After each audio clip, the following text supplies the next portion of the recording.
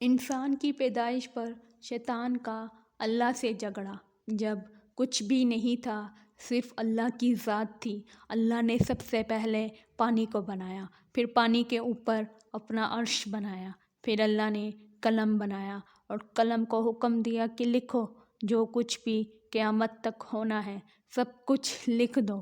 قلم نے اللہ کے حکم سے سب کچھ لکھ دیا جو کچھ قیامت تک ہونا ہے۔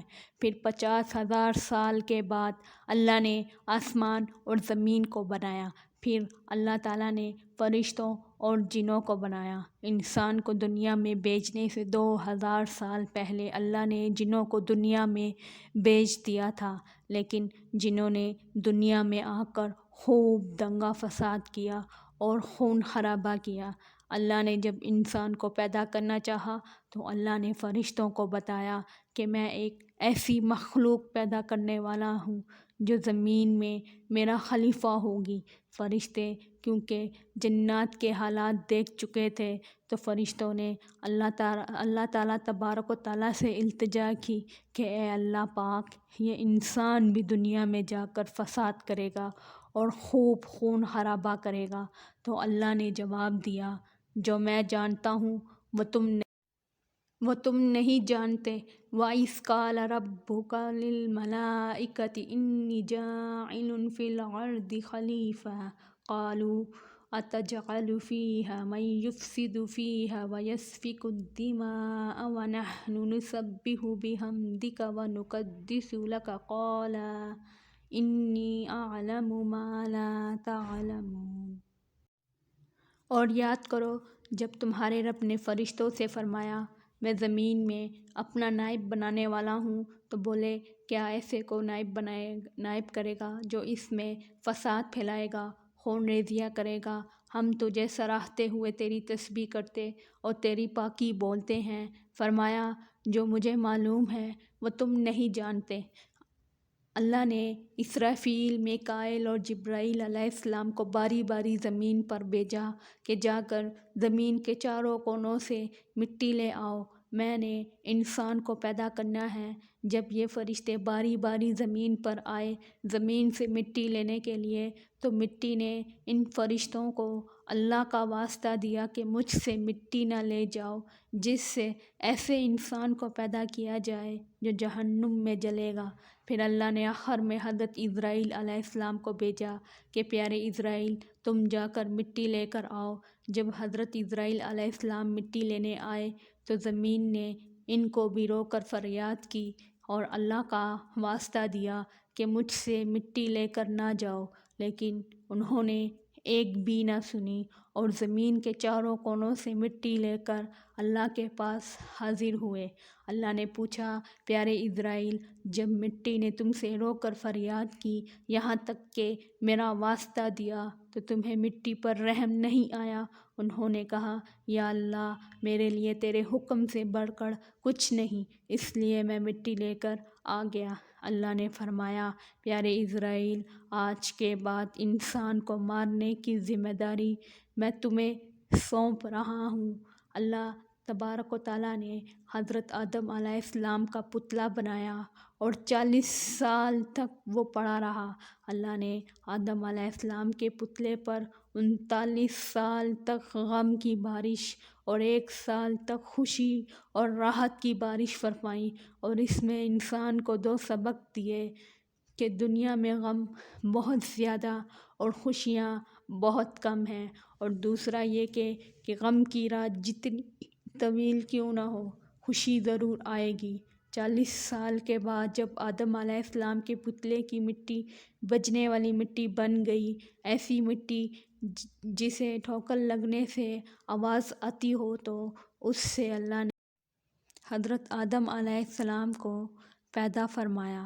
خلق الانسان من صلصال کالفخار، اسی نے انسان کو ٹھیکرے کی طرح کھنکھناتی مٹی سے بنایا۔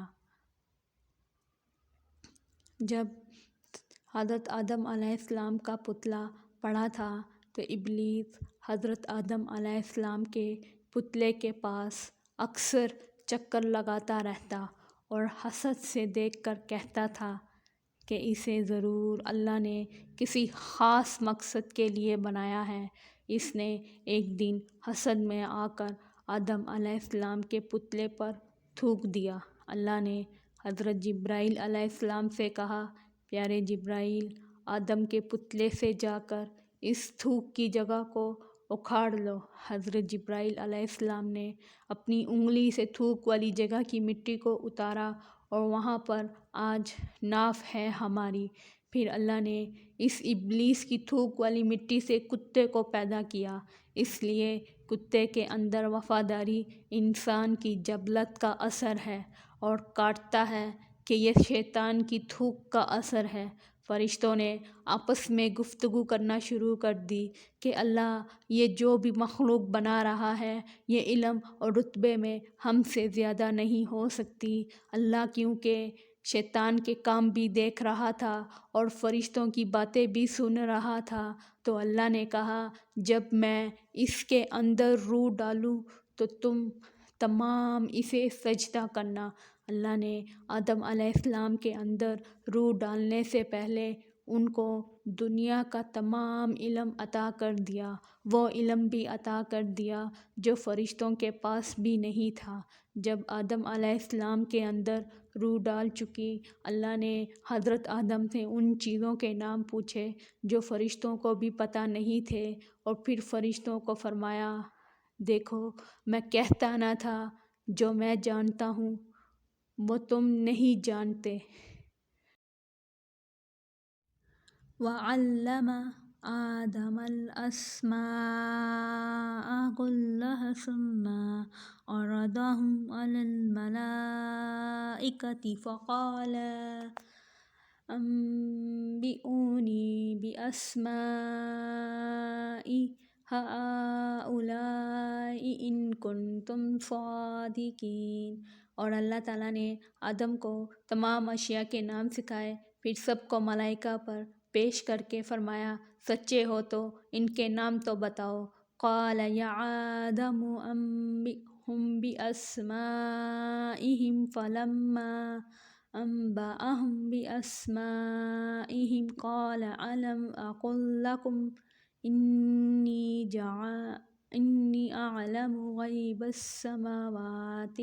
فرمایا اے آدم بتا دے انہیں سب اشیاء کے نام۔ جب آدم نے انہیں سب اشیاء کے نام بتا دیے تو فرمایا، میں نہ کہتا تھا کہ میں جانتا ہوں آسمانوں اور زمین کی سب پوشیدہ سب چھپی چیزیں، کیونکہ اللہ شیطان اور فرشتوں کی گفتگو سن چکا تھا۔ شیطان کو حسد اور فرشتوں کو اپنی عبادت پر غرور، تو اللہ نے دونوں سے کہا کہ آدم علیہ السلام کو سجدہ کرو، اور یہ سجدہ اس لیے تھا کہ اللہ دونوں کو باور کروانا چاہتا تھا کہ یہ جو بھی مخلوق ہے اس کا سٹیٹس فرشتوں اور جنات سے کہیں زیادہ ہے۔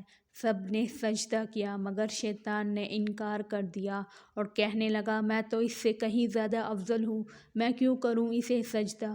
وَإِذْ قُلْنَا لِلْمَلَائِكَةِ اسْجُدُوا لِآدَمَ فَسَجَدُوا إِلَّا إِبْلِيسَ أَبَى وَاسْتَكْبَرَ وَكَانَ مِنَ الْكَافِرِينَ۔ اور جب ہم نے فرشتوں کو حکم دیا کہ آدم کے آگے سجدہ کرو تو وہ سجدے میں گر پڑے، مگر شیطان نے انکار کیا اور غرور میں آ کر کافر بن گیا۔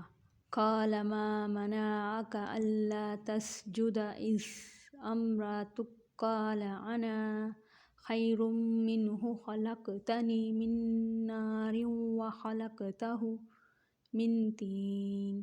فرمایا جب میں نے تجھ کو حکم دیا تو کس چیز نے تجھے سجدہ کرنے سے باز رکھا؟ اس نے کہا کہ میں اس سے افضل ہوں، مجھے تو نے آگ سے پیدا کیا ہے اور اسے مٹی سے بنایا ہے۔ اللہ نے شیطان کو جنت سے نکالا اور کہا کہ دفع ہو جا یہاں سے۔